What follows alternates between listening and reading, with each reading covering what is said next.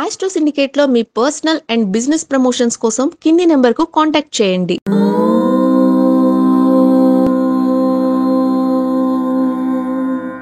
ఓం శ్రీ గురుభ్యో నమః. హరి ఓం.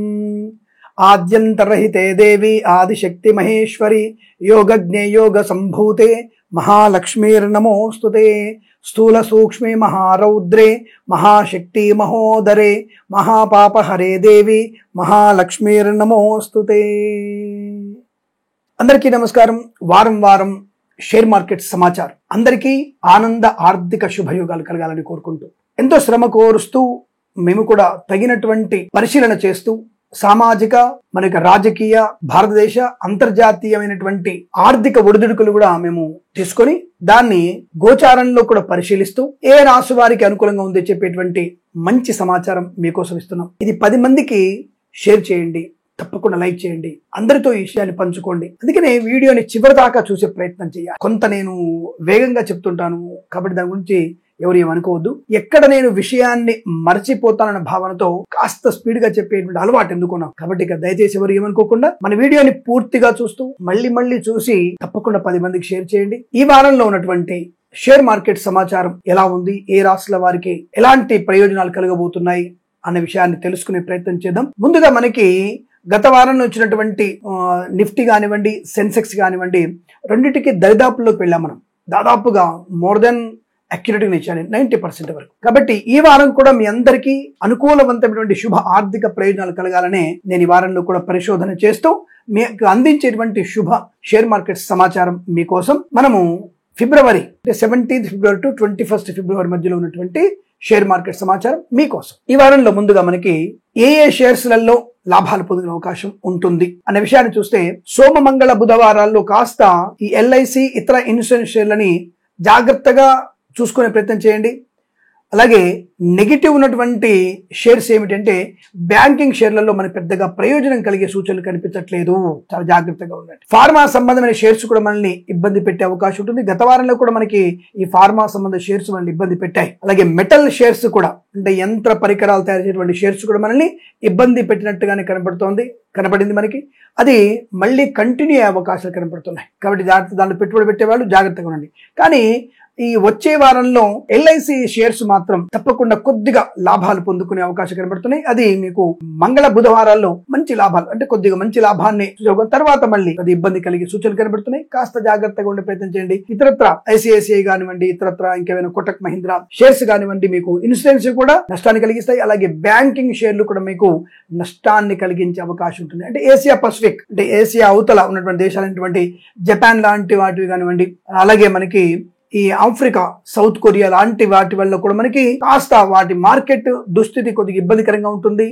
దానివల్ల కొంత మన నష్టాన్ని సూచించే అవకాశాలు ఉన్నాయి. కాబట్టి అంతర్జాతీయ ప్రమాణాలు కొంత మనం పరిగణించినప్పుడు, అంటే నేను అమెరికాను ఒకటి దృష్టిలో పెట్టుకోండి. అమెరికా ఈ ట్రంప్ గారి యొక్క తొందరపాటు నిర్ణయాలు అవన్నీ కూడా కొంత మార్కెట్ ని తప్పకుండా మనకి ఊగిసలాడే ప్రయత్నం చేస్తున్నాయి. ఆయన ఒక్కొక్క రోజు ఒక నిర్ణయం తీసుకుంటున్నాడు ఆయన. కాబట్టి మీరు దాని గురించి పూర్తిగా ఆధారపడకండి. మనకి జపాన్, సౌత్ ఏషియా, అలాగే కొరియా, తర్వాత మనకి ఆఫ్రికా మరియు మనకి ఇతరత్ర ఆస్ట్రేలియా ఇలాంటి దేశాల యొక్క ఆర్థిక పరిస్థితిని, అంతర్జాతీయ ప్రమాణాలు మనం చూసుకునే ప్రయత్నం చేయాలి. అలాగే మనకి ఉన్నటువంటి యుద్ధ వాతావరణం, ఈ ఇతర దేశాల యుద్ధ వాతావరణం కూడా మనం పరిగణలో తీసుకోవాలి. ఇజ్రాయెల్ యుద్ధ వాతావరణం నుంచి కూడా మనం కొంత ఆర్థిక పరమైనటువంటి సమాలోచన చేసే ప్రయత్నం చేయాలి. కాబట్టి మీ అందరికీ అన్నిటినీ పరిశీలించే నేను ఓ చక్కటి విషయాన్ని మీకు చెప్పే ప్రయత్నం చేస్తున్నాను. కాబట్టి మీరు బ్యాంకింగ్, మెటల్, యంత్ర పరికరాలు తయారు చేసేటువంటి దాంట్లో కానివ్వండి, మెడికల్ ఎక్విప్మెంట్స్ తయారు చేసేటువంటి వాటిల్లో మరియు ఐటీ షేర్స్ కొద్దిగా మనల్ని ఇబ్బంది పెట్టే పరిస్థితి కనబడుతోంది. కాబట్టి 17వ తేదీ నుంచి 21వ తేదీ ఫిబ్రవరి మధ్యలో ఈ షేర్స్ మీద కాస్త పెట్టుబడి పెట్టే ప్రయత్నం చేయకపోవడమే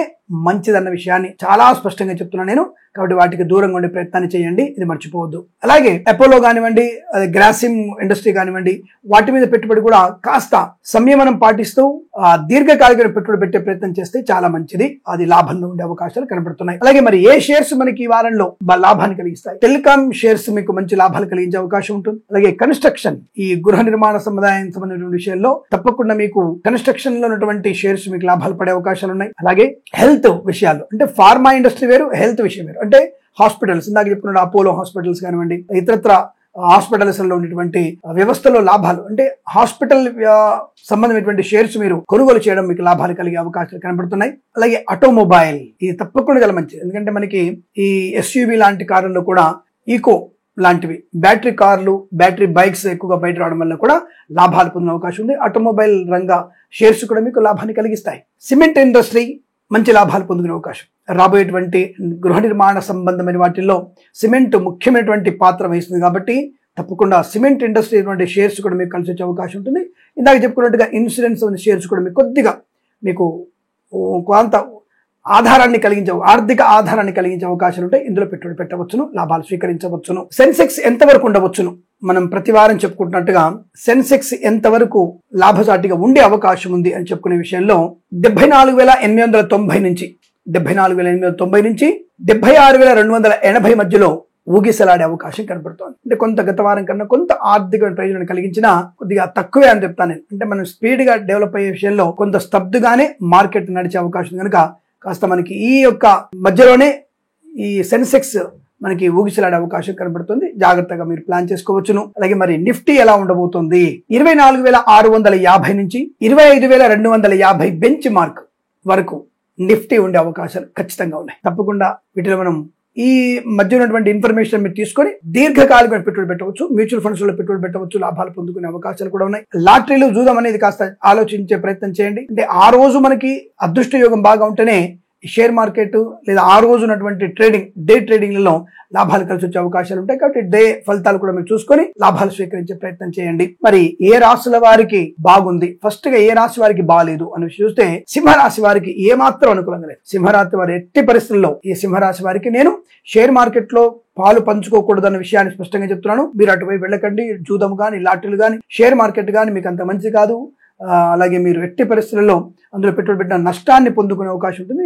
ఈ వారంలో మీరు దూరంగా ఉండడమే చాలా మంచిదిగా చెప్పబడుతోంది. సామాన్య ఫలితాలు అంటే ఆచితూచి వివరిస్తూ పెద్దవాళ్ళ సలహాలు తీసుకుంటూ ఏ రాశుల వారం అని పెట్టుబడి పెడితే మంచిది అంటే యావరేజ్ ఉన్నటువంటి రాశులు ఏమిటి అని అడిగితే మేష, కర్కాటక, తులా, వృశ్చికం, ధనుసు, కుంభ, మీన రాశుల వారు, వీరికి యావరేజ్ ఫలితాలు ఉన్నాయి. కాబట్టి ఈ రాశుల వారు దీర్ఘకాలిక పెట్టుబడి, అలాగే మీరు సొంత నిర్ణయాలు తీసుకునే ముందు 10 మంది సలహాలు సూచనలు తీసుకొని మీ అనుభవంతో దీర్ఘకాలిక పెట్టుబడి పెడితే లాభాలు పొందుకుంటారు. గుర్తుపెట్టుకోండి. చాలా మంచి లాభాలు పొందుకునే రాశులు ఏమిటి అని అడిగితే వృషభం, మిథునం, కన్యా, మకర రాశుల వారు, వీరికి అద్భుతమైనటువంటి ఆర్థిక ప్రయోజనాలు ఉన్నాయి. అందులో మీరు పెట్టుబడి పెట్టవచ్చు, లాభాలు పొందుకునే అవకాశాలు ఖచ్చితంగా ఉంటాయి. ఇది ఇవాల్టి మనకి షేర్ మార్కెట్ సమాచారం. తప్పకుండా మనల్ని ఫాలో అవుతూ 10 మందికి ఈ విషయాన్ని చేరవేస్తూ మంచి లాభాలు పొందుకోవాలని, అలాగే మనం అనుకున్నాం గత వారంలో ఆర్బీఐ మీటింగ్ ద్వారా రెపో రేట్ తగ్గుతుండొచ్చు అనే విషయాన్ని కూడా మనం అనుకున్నాం గత వారం.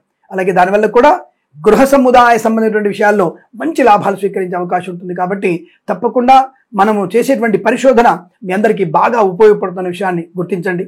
10 మందికి షేర్ చేసి, లైక్ చేసి, అలాగే మీ అందరూ కూడా మనల్ని ఛానల్ని ఫాలో అవ్వాలని, మరొక 100 మంది చేత సబ్స్క్రైబ్ చేయించాలని కోరుకుంటూ సర్వేజన సుఖినో భవంతు, అఖండ ఐశ్వర్యమస్తు, ధనధాన్య వృద్ధిరస్తు, ప్రేమతో మీ కిరణ్ శర్మ.